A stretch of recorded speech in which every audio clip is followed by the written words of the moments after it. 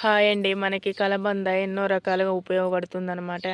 ఏం చేయాలంటే ఇది ఉంటది కదా కలబంద, ఇక్కడి వరకు కోసేసి లోపల జిగురు జిగురు లాంటిది మనం ఇలా ఒక మండ తీసుకోవాలి.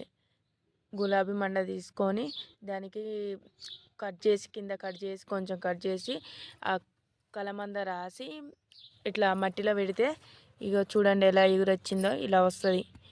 చిన్న గులాబీ చెట్టు అవుతుంది, అది ఒక చెట్టు అవుతుంది. చూడండి ఎంత మంచిగా ఎగురొచ్చిందో. మీరు కూడా ఒకసారి ట్రై చేయండి. ఖచ్చితంగా